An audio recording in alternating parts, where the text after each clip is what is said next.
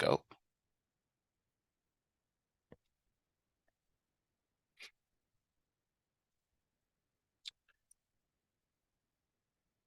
Good morning or afternoon, everyone. We are going to get started in just a minute.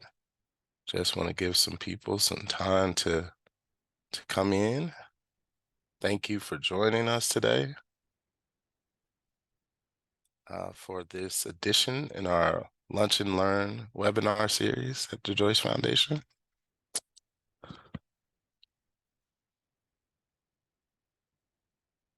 Welcome, everybody. Good morning or afternoon, depending on what part of the country you're in.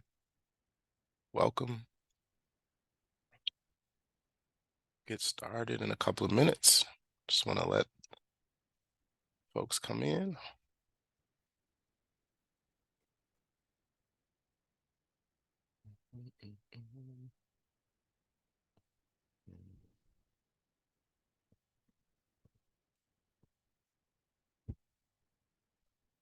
Thank you for all for joining us today. We'll get started in just a minute, just allowing for critical mass to get in, and we will get going with this edition in our Lunch and Learn webinar series.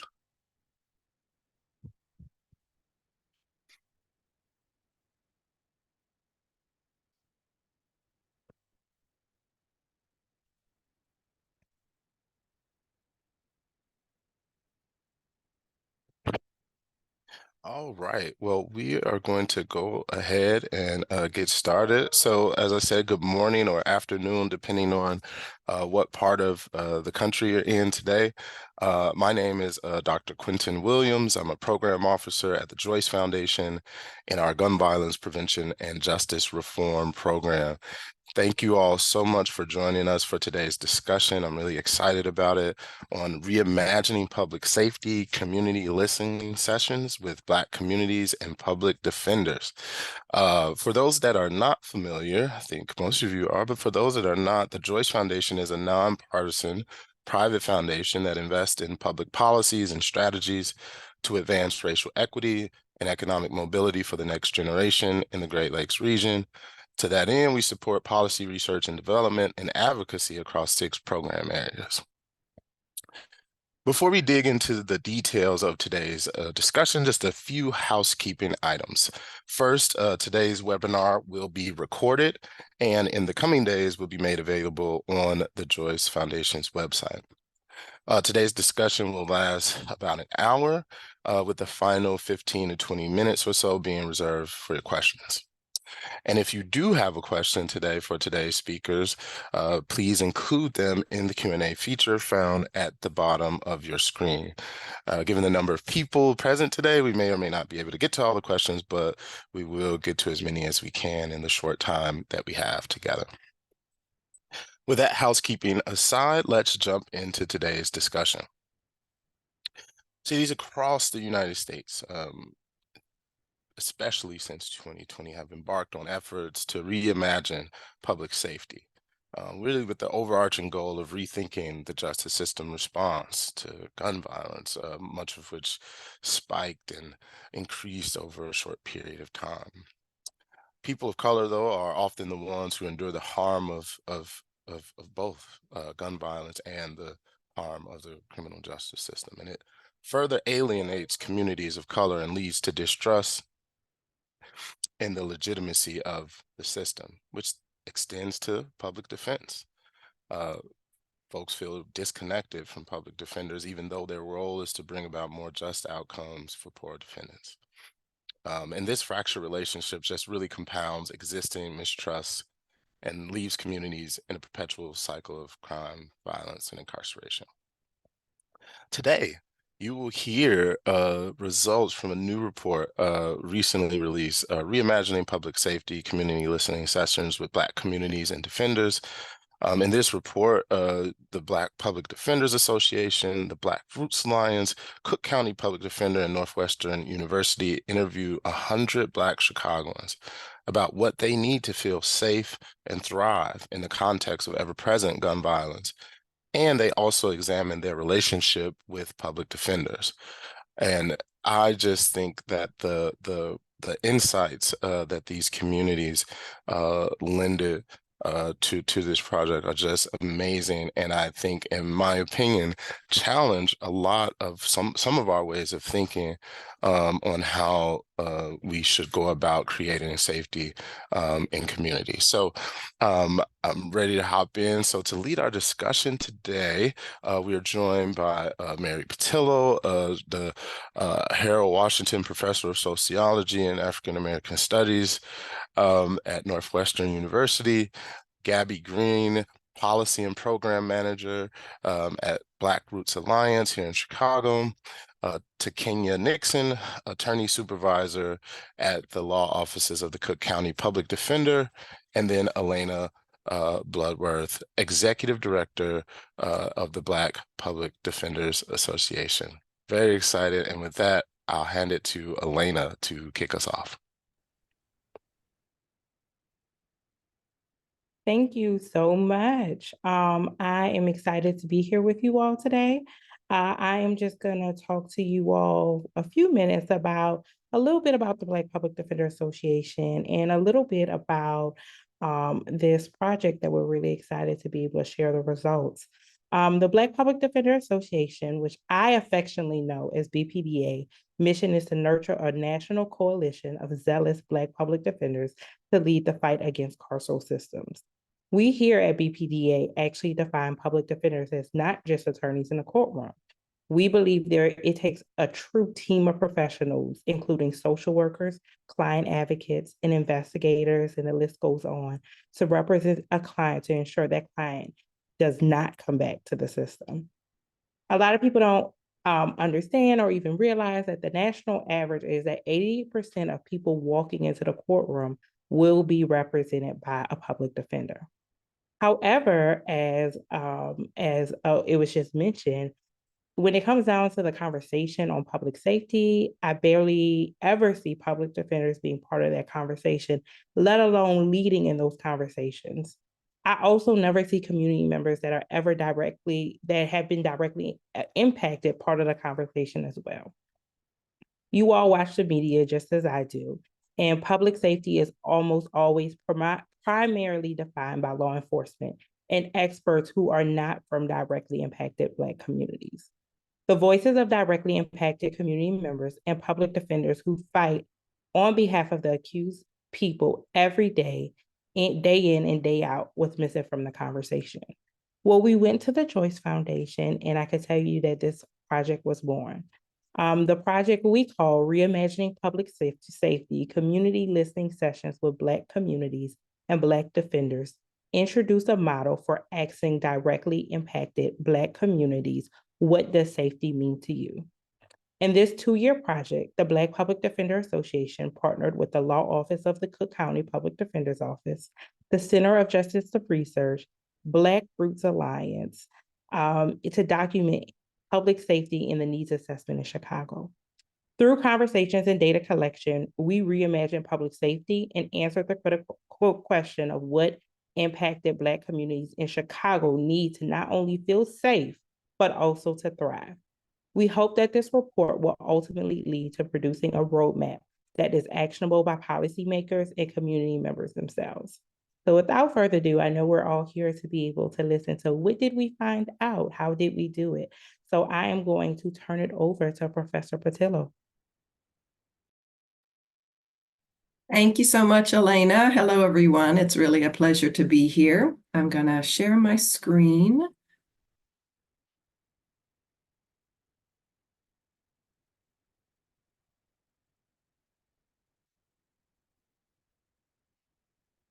There we go. So it's a pleasure to be here, and most importantly, it has been a pleasure to partner with the Black Public Defenders Association, with Black Roots Alliance, and with the individual Black public defenders who were on this project. So I'm a professor at Northwestern, and our team included Darrell Washington, Carlia Brown, and Rose Worth. And we were approached by the Black Public Defender Association to help out with this research since it was going to be involving interviews and other data collection methods.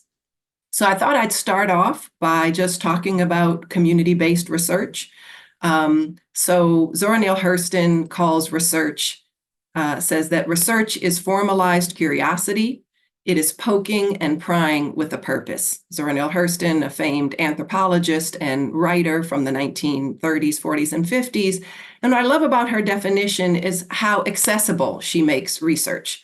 So research can come from anywhere and anyone. It is really about curiosity, and the Black Public Defenders Association and Black Roots Alliance and the Joyce Foundation were curious about how Black folks think about safety outside of the ways that we might define public safety from a criminal legal perspective.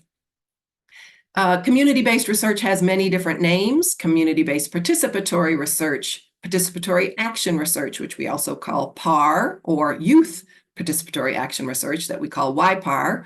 Feminist methodologies very much are community-based. And so at its core, community-based research requires partnerships, but there's a lot of variation. So in this particular project, the impetus and really the question building came from the Black Public Defenders Association, and then they partnered with Black Roots Alliance, and they came with Northwestern. That's a really important chain of events that really starts with community and brings in university partners. Oftentimes, community-based research can start with universities that go look for a community partner, but I really like the way this developed. There are other ways in which this research could have been even more community-based. So if folks are looking to kind of do this down the road, I will talk about that as I go through the process. But I love that the impetus came from the Black Public Defenders Association. So I'll just walk you through what we did. So the interview guide was co-developed with the Black Public Defenders, with the Cook County Public Defenders and the Black Roots Alliance organization. And basically we had a number of meetings, group meetings, to talk about what people wanted to know, what kinds of questions would work or wouldn't work.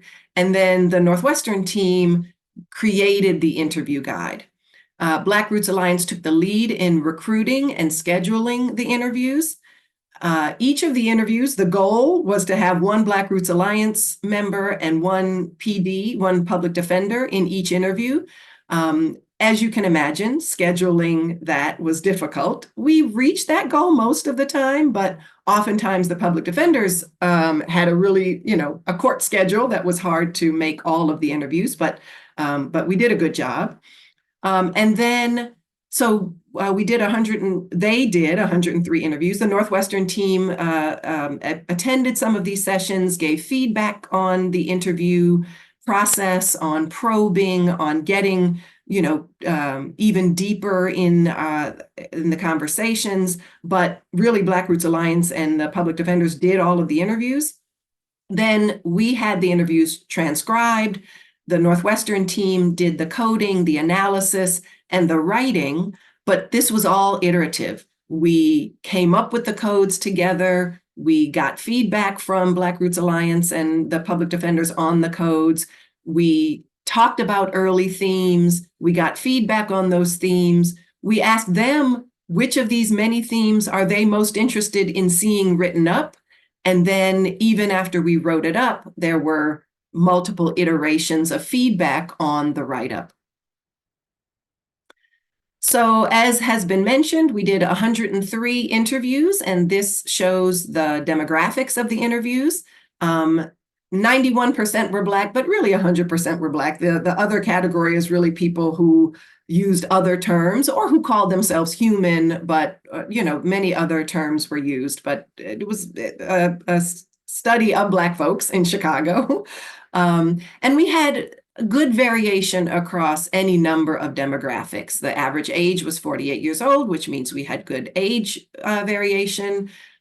We had good gender and gender identity variation. I will note here that the other category for gender pronouns is not so much people not wanting to conform to a gender binary. It was more, sometimes we would ask people how they identified, and they would say, you know, I go by Mrs. Jones, as opposed to really kind of what has come to be more standard in academia and other spaces. We had a good mix of housing, of renters and owners. We had a good mix across the employment spectrum. And, you know, we had equal percentages who had less than high school degrees and who had college degrees. So the people that we talked to really were a broad swath of Black Chicago land. And this shows that it really was Chicago land. So for people who are familiar with Chicago, Chicago has two very traditional Black neighborhoods or Black parts of the city, the South Side and the West Side. And that's what you see here, that most of our interviews were concentrated on the South Side and the West Side. But there were even a few from the North and Northwest sides, which are not the core part of Chicago's Black communities. And then we also had folks from the western suburbs and the southern suburbs, which are also places that are more heavily Black in the Chicagoland area. And so this is the number of interviews across the city and the suburbs. Our interview went through basically had 5 sections. We started with a section where we got to know the person. In our training for these interviews, we made it clear that you set the tone for an interview very early. And you don't want a tennis match. You don't want, I ask you a question and the person answers a very short answer, and then I ask you a next question. You really want to get the person talking. So in this getting to know you section, we asked folks about where they grew up, how they grew up, what their family was like, who was important to them, just to get them talking and get that rhythm of elaborating on things. Then we moved to a section on safety, and we really wanted people to define safety before asking them if they felt safe or not. So again, these are qualitative interviews. These are not surveys. There are no closed-ended questions. And so we got folks talking about what made them feel safe, with whom they felt safe. And then we started to talk about unsafety, when they felt unsafe and with whom they felt unsafe. And we really asked for stories. So it wasn't just definitions, it was giving us some parts of their lives. We then talked about their experiences with crime and their experiences with victimization, even their experiences participating in crime. We got some people to talk about that. And then we talked about their experiences with the criminal legal system, whether as a victim or vicariously through family members. And here's where we really focused in on their experiences in courts and possibly with public defenders. Several people did have direct experiences with public defenders. Many people had, again, vicarious experiences with public defenders, whether that's a family member or just, community talk about public defenders. And then perhaps my favorite section, which I think is very much motivated by the work that Black Roots Alliance does, is our section on Black futures. We didn't want to just sit in the present because, of course, the project was about reimagining public safety. So we really wanted to think about how people saw themselves in the future, what they wanted for themselves, what they both thought would happen in the future, but also what they could dream up for themselves in the future as individuals and for the Black community more generally.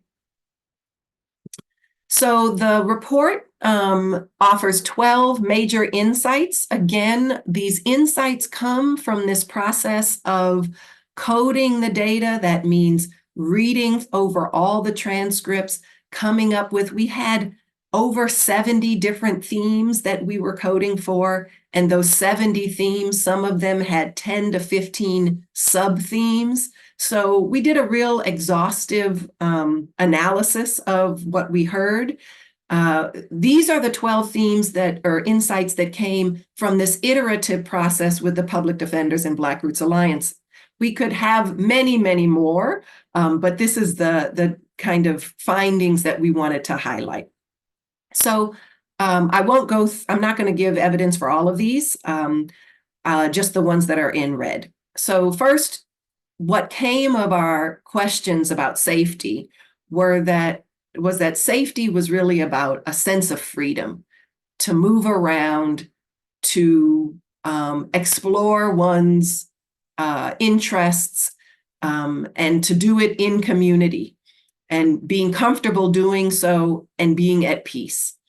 We found that people felt most safe when they were with their families, when they were in their homes, and when they were with their friends. People felt most unsafe when they were outside, which of course is a very big category. We have discussions of public transportation and the neighborhood and being in unfamiliar neighborhoods. But the issue that outside was unsafe is, I think, jarring and important for us to talk about ways that we really need to improve safety. And then, while there were a range of opinions about police and experiences with police, it was, again, jarring how much people felt police made them feel unsafe. Even when they had called the police for something that happened in their neighborhood, the arrival of the police and then the treatment that they received from the police, they felt made them feel unsafe. Unsafety led to hypervigilance and avoidance. People thought that strengthening the community would lead to more safety. People thought that improving well-being would lead to more safety. People thought that reimagining safety required reimagining the police. And then we had our section on public defenders. There was a lot of criticism of public defenders. This was a tough thing for our public defenders to participate in, although they were just amazing in their patience and in their ability to dialogue with folks. And then people had ideas to improve community defender relations. For me, the most impactful finding was how Black Chicagoans are so hopeful despite the challenges that they raised in these very raw interviews, despite the victimizations they had experienced, despite the negative experiences with the criminal legal system. There was so much hope. That hope was then amplified as people envisioned a future that was sharing and caring and building, which I'll talk a little bit more about. And I think we were very gratified to know that people thought that what we were doing, or really what Black Roots Alliance and the public defenders were doing, was part of the solution, meaning gathering these opinions, being in community, talking to one another, and asking people about their experiences were really all things that were part of that solution. All right, so I'll give a couple of qualitative quotes from these themes that I've highlighted in red. So first, one person said, safety is not having to worry about coming and going out of the house, and if something's going to happen, not worrying about if something's going to happen. It's just peace of mind. This quote actually includes both the definition of safety and the fact that unsafety is about going out of the house. It is that the safe place is often the home and outside is often the unsafe place. Safety is how freely I can move through my space. Again, that idea of freedom. And finally, safety is to feel comfortable, to feel relaxed in a sense, to be able to let your guard down is how I feel safe, no matter where you are, who you are with. What's key and why we highlight this freedom and this comfort and this peace is that safety is not just the absence of crime. And I think that's, of course, what the public safety vision is, that the absence of crime is public safety, but it's not just the absence of crime. There's a freedom and a flow that safety represents that I think ties into this finding that I'll talk about a little later, which is about well-being, that is all a part of safety as well. So here I talk about that well-being. So one person said, and we asked explicitly, we said, are there any things else that helps you be safe? And then we asked, does being healthy help you be safe? Does getting an education help you be safe? And surely some people said, no, that's not part of safety. But on many of these things, people very much thought that this contributes to their freedom. This contributes to their peace. And this person saw the relationship between everybody having these things and not being violent or not threatening other people. So this person says, quote, well, if these things was added into the neighborhoods like you're supposed to, safety wouldn't be no issue because I'm getting what I'm supposed to get. If it was divided up equally like it's supposed to be, we wouldn't have these problems because what a person don't have, they do to whatever means necessary to get what they need. So what you see here is crime is the result of the lack of these things. I love this. If everybody has what they need, there wouldn't be any issue. And that's the kind of safety that people were looking for. I'll transition now to the topic of what people thought would be necessary to improve relationships with the public defenders. And again, as I mentioned, I didn't go through the critiques of the public defenders, but they were things that we see in the literature, actually. They were that public defenders kind of push a plea bargain on people, that public defenders don't have enough time to work on each person's case, or public defenders don't communicate what the legal options are. There was also the critique that public defenders are in coordination with prosecutors and judges rather than working for individuals. And that's why these ideas for improving the public defenders are really ways to counter some of those critiques. So they include increasing familiarity and interaction across the two groups. And that even included outside of the courtroom. So having public defenders come to communities and again, do the kind of thing that we were doing in this moment, but other kinds of perhaps workshops, ways to make public defenders more accessible and more part of the communities that they serve and the people that they serve. Improving case investigations and knowledge of clients' specific cases. This very much flows from the time that people thought that public defenders didn't give to cases, and with more time, they could do more investigations. And improving communication so that clients better understand their legal options. Again, not just a plea bargain, but having some sense of what's going to happen in the courtroom and what people's options are. So here are the voices of the people we talked to. So case investigations and explanations. One person says, I feel like public defenders should investigate the crimes more and find out what really happened. And don't just assume that it's always that person's fault because they caught that case. Because sometimes it don't even be their fault. They was just in the wrong place at the wrong time, or with a person and they got locked up for the other person doing some stupid shit. And they didn't even know the person was going to do something stupid. I want to stop here because I work in prison education, and many of the students who I work with are there for exactly these kinds of reasons. They were there when a crime was committed. And under a theory of accountability, they are serving decades in prison for something that they did not personally do, but that they were there at the time.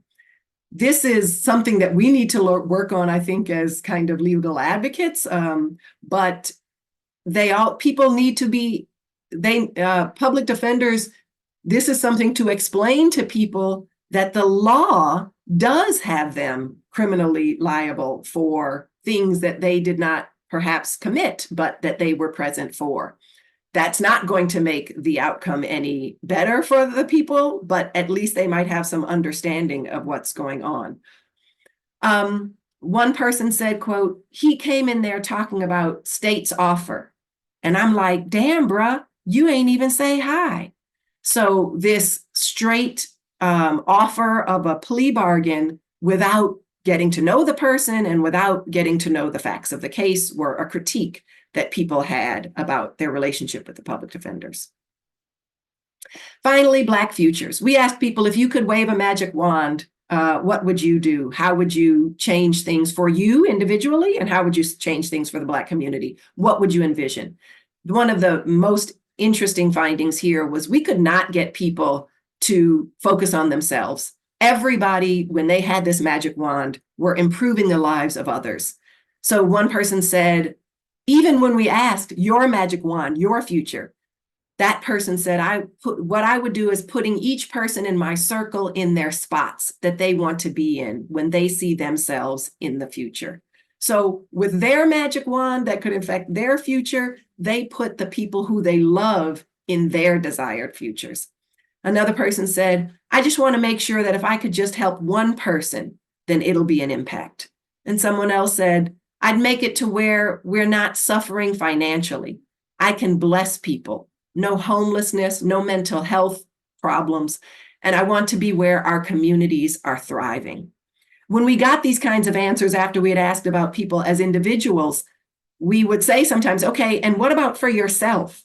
And while there were a few people who said something like, I'd make myself a millionaire, even after asking about the individual, people went right back to their families and their communities. I'll conclude with some things that we learned. This was a project that was, I think, impactful for all of us. One public defender said, I learned Black people are different. We are not the same. We have different backgrounds and upbringing so that we have different needs and perceptions of what we need. We don't fit in a box. And a Black Roots Alliance member said, content-wise, you could not predict what you were going to hear. It was really eye-opening. We thought we knew what Black folks might say about safety and their futures in the criminal legal system, but we were continuously surprised by many of the answers we heard. I'll conclude with this interaction with one person who made it clear that this work was necessary and this work was the journey towards improving safety. The person said, we need unity. We need more of this happening. And the interviewer said, when you say this, what are you referring to? And she said, the forums where you're sitting down here talking to people to find out what they want in their communities to make it better. And the interviewer said, has anyone ever sat you down and asked you questions like these directly? No. And the questioner said, do you find that odd? And she says, no, I think it's about time. So thank you so much to Black Roots Alliance, to the public defenders, to the Black Public Defenders Association for including us in this research. And I look forward to hearing more from them and from the audience with their questions. Well, thank you so much. Thank you so much, Professor Pattillo. I just that last point just is an amazing point, and I think is something with a few different lessons in it for sure. And so at this time we'll jump into a Q&A. We have a bunch of questions in the Q&A, so I'll ask that if everybody could come off camera and we'll get started with the Q&A. I'll kick us off, but again, I think that that last vignette that Dr. Pattillo put forth was, I think it's a really important one, because it's like, hey, just asking, the act of asking. I remember somebody told me, they asked me, they said, and I was telling them about the project, and I was like, well, and they were like, well, what is, you know, do you think we're gonna, like, what's like novel or whatever about it, right? I was like, the very act of just asking, you know, this many, you know, Black folks who are impacted by the things, impacted by the criminal justice system, impacted by gun violence, impacted by all these different things. I think in our discussions of public safety, you'd be hard pressed to find 100 voices that had an opportunity to weigh in. So I think that in and of itself, in addition to all the other wonderful things and the insights for public defenders, I just want to just really say to all of you who were involved, like, very, very wonderful work. And I think we'll be building off of this for some time. So Gabby, I'm going to come to you. This is a question, and I think probably gets to some of the questions that were in the Q&A, but you know, as a grassroots organization, right, like we know that collaborating with the community is crucial for you all in your mission. Could you speak to the significance of directly engaging with the community to understand their perspectives on safety? And how was your experience working with public defenders to do these interviews? So 2 questions. Yeah, thanks, Quentin. Hi, everybody. Good morning or afternoon, wherever you're hailing from. I'm Gabby. I use she, her pronouns, and I am the policy and program manager with Black Roots Alliance. To answer Quentin's question, I think I'll just start off by saying that community input is really crucial to all policy decisions, right? Especially when it comes down to public safety.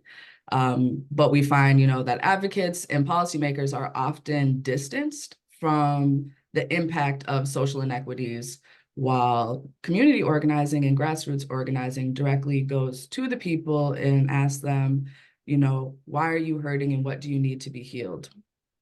So the significance of directly engaging with Black people on public safety is that we're getting a real voice of those impacted by the topic, right? As well as a deepening of relationships between the communities and the folks that serve them. So Black folks, we know, are often experiencing all of the systematic inequalities, but that doesn't make them a statistic, right? Us, we, them, we're all individuals with hopes, dreams, experiences, and ideas for how our lives can improve. So I really don't see this report as being anything quantitative or statistical, but instead really a tool for narrative change. When you heard Mary go through the presentation, you didn't hear her once say anything like 25% of Black Chicagoans think this, or 65% of Chicagoans believe in this.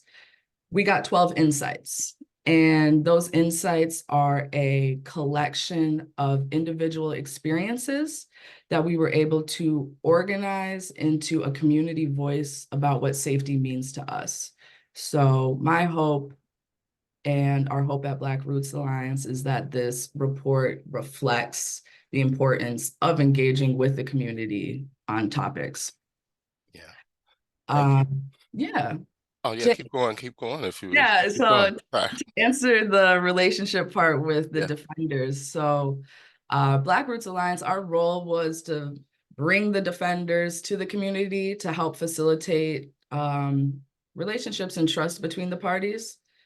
We, Black Roots Alliance, didn't really have to do much. The public defenders very much knew how to interact with folks. The interviewees were also very willing to engage in this relationship building process, which I think was a big part of the transformation process.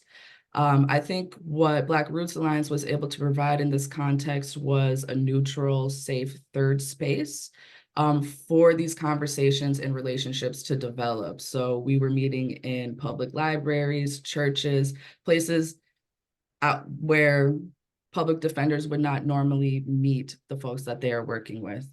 And then the last thing I would just add is that working with the public defenders was a lot of fun. I learned a lot about the criminal legal system.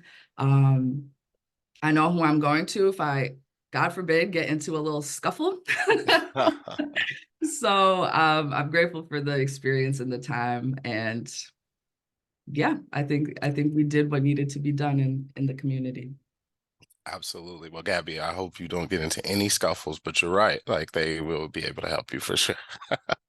I want to go to Kenya really quick. And just on the public defender side, since we're already there, to Kenya, like, so given that the national average is that over 80% of people walking into the courtroom are represented by public defenders. And you not only work, but you live in the community you serve. So we think, that's a very unique perspective.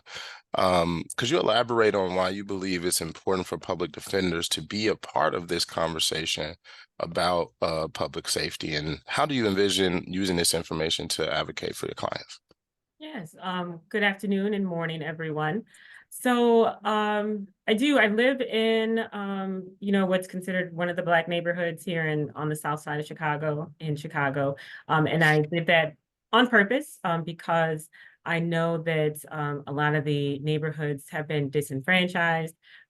and are reliant upon tax dollars from homeowners. And so I wanted to make sure that I contributed that way to my community. But the reason why I believe that the public defenders are necessary to be involved in this conversation is because everyone is different. Everyone has different lived experiences. And so most times we as public defenders are the first people after someone has been arrested that an individual encounters once they step into a courtroom. So whether it's at a detention hearing, when the judge is going to determine if they're going to be released from custody or remain in custody, because we no longer have a money bond system here in Illinois, or after that, they come back after they've been indicted or charged or whatever it may be, if it's a misdemeanor or public or felony. So it's really important that we understand what the community needs and not assume. I think the problem has been in the past is that some people would try to put their ideas of what is important or what should be important to the person that we represent on them, instead of listening to them and hearing what they really and truly need. And I learned a lot doing these interviews because my idea of safety was not the idea of safety of some of the people that I interviewed. You know, some people were asking for more police in their neighborhoods, but, you know, to actually do good instead of criminalizing everyone. And for me, I'm just like, nah, I'm good on the police. I really wouldn't, you know, we have enough. We don't need more. And that's because my experience is different. My lived experience is different. And then my professional experience is different, which tailors, you know, how I interact with the police during my own personal life. And going forward, I am in a really good position because I just finished helping interview potential new public defenders. So I have a hand in kind of touching those who want to do this work and get a better understanding of where they come from and why they want to help people in the community. And then I'm also involved in the training and the child advocacy portion of the new attorneys, of the law clerks in the office, and of the pre-licensed attorneys that will come work for our office. And in doing that, I get to have these conversations with the director of training and development in talking about what is necessary and important, a skill set that people, you know, who are going to work for this office will need in order to properly represent those in the community that we serve. So I'm trying to, it's kind of like a virus, like I'm gonna, you know, get to one person and hopefully affect everyone. And the soft skill that's needed is listening. So asking the questions and just listening to the answer before we just assume what that person needs and what should be important to them.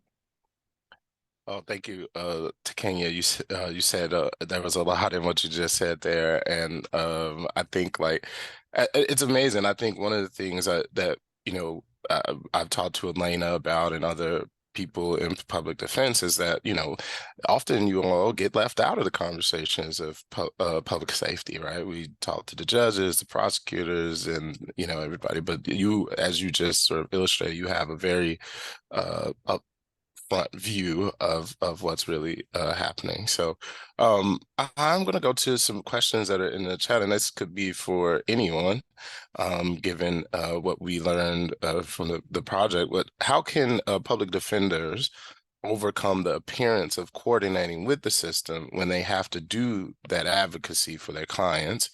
And then same question about overcoming not seeming like they have enough time for cases when they are carrying overbearing caseloads.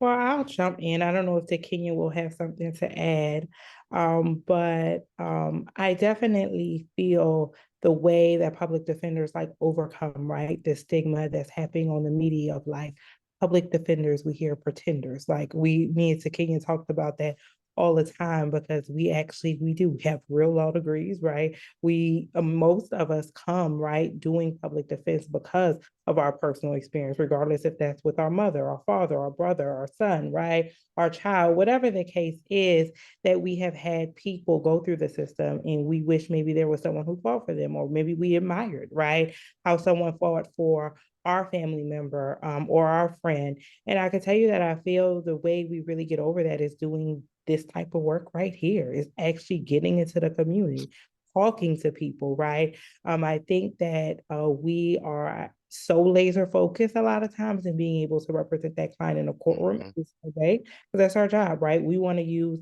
our legal degrees to basically try to be able to like advocate and fight for that client.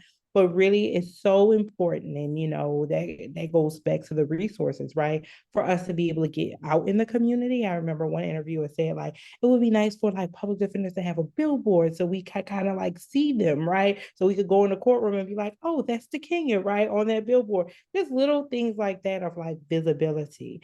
I could tell you as well that if I can remember the second question correctly, really advocating for more resources. I think that is really uh, how we are able to like overcome ensuring that we aren't overstacked with cases, right? I can tell you in Baton Rouge, Louisiana, where I actually reside, I was a public defender that handled over 200 cases. There is no way to be able to advocate for every single client in the way that I truly wanted to. So it's really being able to just get more resources, going to the legislator, going to the state, going to the city, just depending on how each public defender's office is funded. Hmm. We will return to that question of resources for sure. To Kenya. So I completely agree with everything she said. To add, so here at the Cook County Public Defender's Office, we recognize that we need to do better with community engagement and how the community sees us.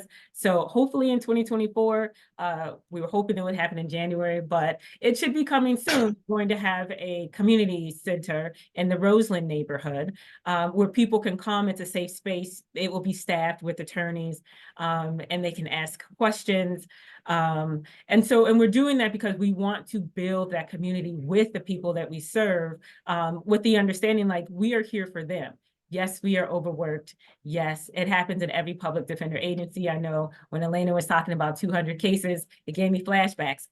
So it is a lot and it is a juggle. But I think the vast majority of public defenders or attorneys who work for this office understand that coming in, and we don't work 9 to 5. We all know that our schedules are 9 to whenever, and it's not even 9. It is when you wake up, and it is whenever you decide to go to bed. But most of the times we are working, we are reviewing discovery. A lot of it now is electronic. So all we need is a laptop and we can review our information or, the discovery and wherever we go. And then to try to, I think it's really good to talk to the community to let people know that we're in court.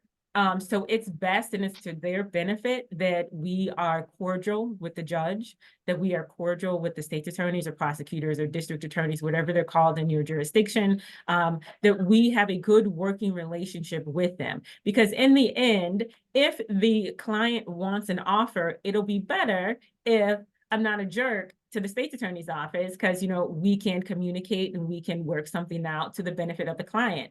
If that client wants a trial, then, there's no niceties happening here. We're at trial where, we have opposing positions and then we all do our jobs. But I know how it can look when you see, the two parties laughing and joking around with one another, but that's because we have to live with each other. But it's not that I'm going to roll over on a client because I'm nice to the prosecutor.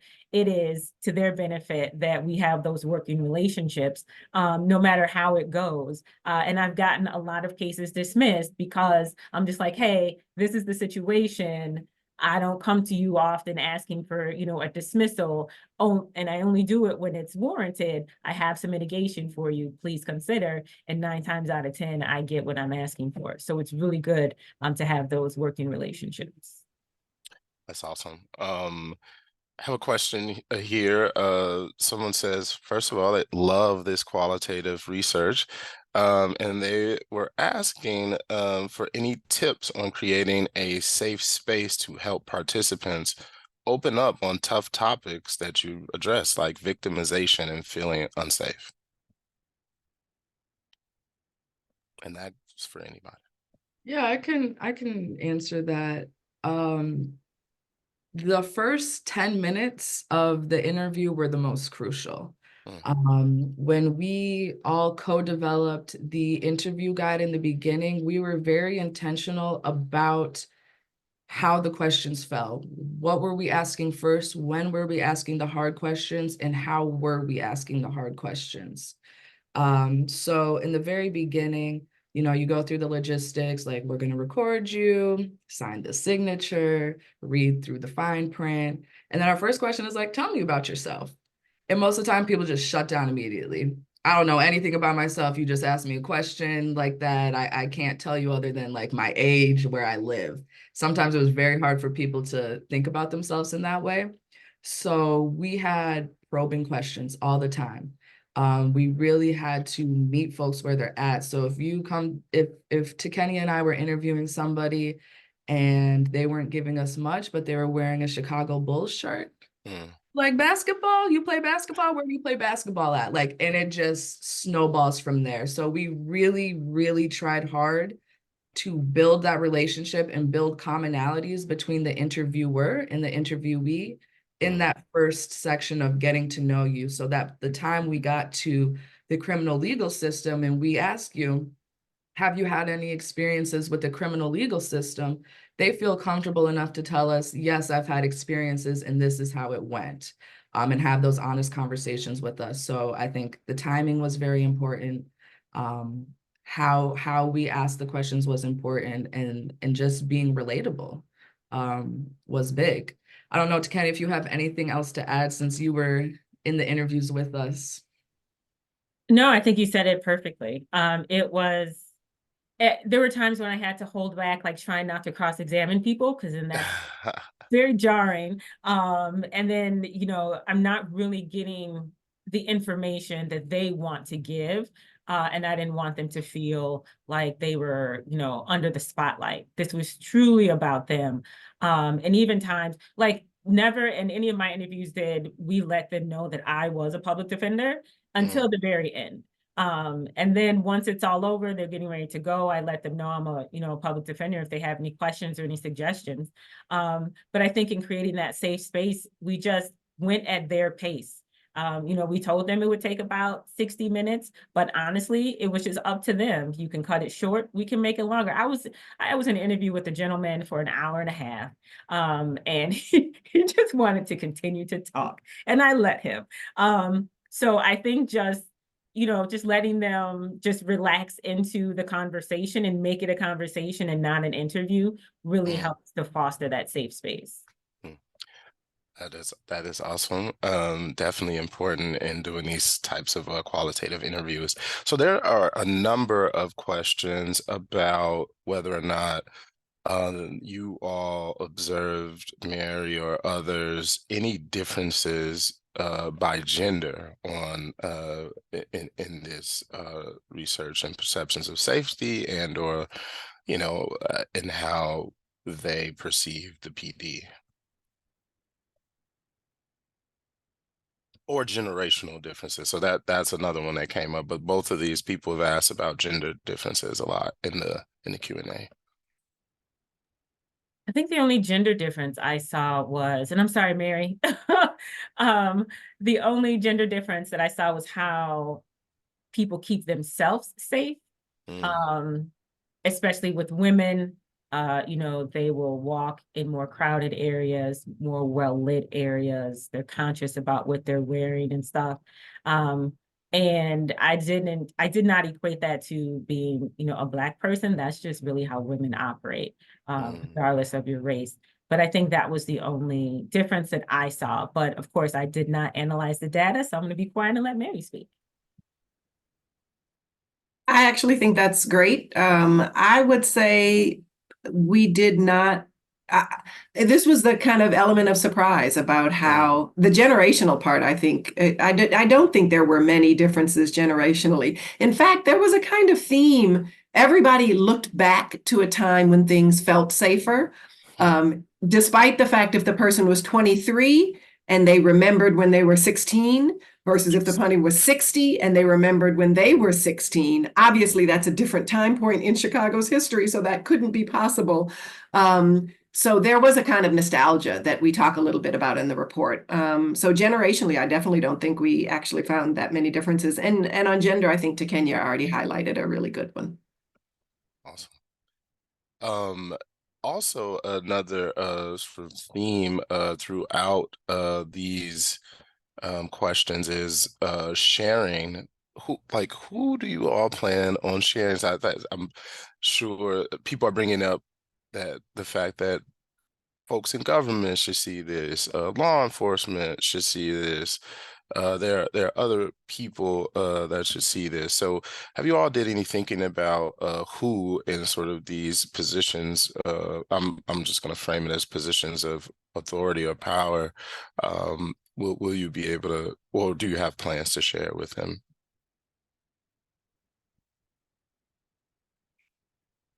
For sure, this is a document that needs to be uplifted in all public safety spaces. So when you think about what are next steps, how do we want this report to be used?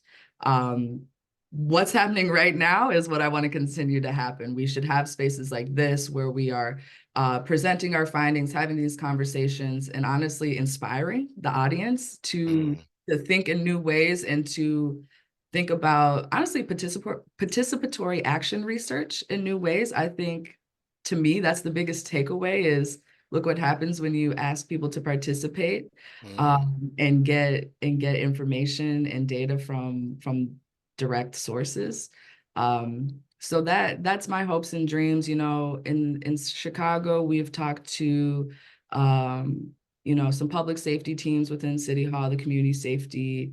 But it just continues to grow. Like, we want to keep spreading this report as like a true public safety assessment, and put some respect behind it. It's a respectable document. So I want people to be able to use this in their toolkit. Yes. Almost took me out of character right there, Gabby. Elena, were you going to say anything to that last point? I was kind of letting Gabby take it because I think what we've really done is, right, really lean on our partners that's right there in Chicago, right, to really share the report locally. I think that you all are really the best people on the ground to be able to figure out who to best share it with. I know, so even, you know, even before now, we've already begun sharing it with a lot of the different working groups that we're in. I know nationally, you know, we released the report and we shared it with different publications. And I can tell you as well that as we're also continuing to be in conversations, regardless if it's policy people, funders, right? I can tell you that, you know, we're always, you know, on the Hill with testifying and doing all these different things where we are intending to interweave this work that we've done here, right? In our from everyday conversations all the way from when we are on the Hill testifying. So I am really just proud of the work that was just done here. I'm really excited. I feel like this is just kind of just the beginning, right? Of us being able to kind of continue to kind of hit the pavement and, you know, yeah, I think that's it. Yeah. Well, speaking of just being just proud, I mean, I am just the work that you all put into this and what the ultimate product. I remember telling Elaine, I was like, you know, I just wanted whatever it is to reflect what people actually said. That's what I said. I said, don't, like, we don't have to change that spin. That, like, I wanted to just say what the people said. And I think you all did such a great job of doing that, and capturing what people said and just letting it speak for itself. And I think we need to do more of that. And so I'll take one last question before we conclude. And I just want to ask if there's anything else that either of you would say about the importance of this kind of project to the audience before we wrap up. Any just final brief comments and things that you want people to walk away with? I guess I'll begin. I just think that what I hope is that more community members, but also public defenders, right? Of course, as the executive director at PPDA, I would have to speak toward that, are really brought into the conversation. I'm just like always see these conversations, and I never see public defenders who represent 80% of the people literally walk to that courtroom ever part of the conversation, because the truth of the matter is that they're also holders of their stories as well, right? So if you're able to silence, right, public defenders, right, and you aren't acting directly impacted community, that whole side of things is silenced. So I hope that this is the beginning of something that really takes fire, right? Not just in Chicago, but also, you know, across this country. Awesome. Well,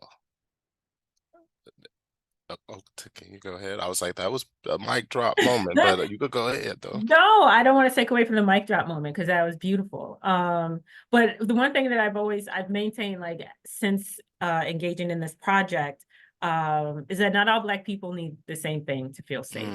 And so we have to have these conversations to really understand what it is that the collective needs in order to feel safe.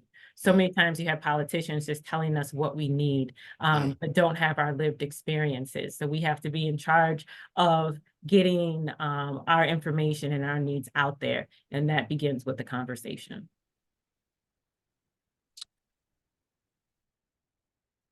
That was a mic drop too. So 2 mic drop. I mean, because we're public defenders, so that's what we do, right? Well, on that wonderful note, thank you so much for the mic drop. And all of you, thank you in the audience for joining us today. As a quick reminder, the webinar was recorded. It'll be made available on our website. Many of you asked about where can you find the report. You can find it a bunch of different places, but we've dropped it in the chat for you all to just click it directly. But you can find it on BPDA's website. You can find it on Black Roots Alliance website. So it's on the Joyce website.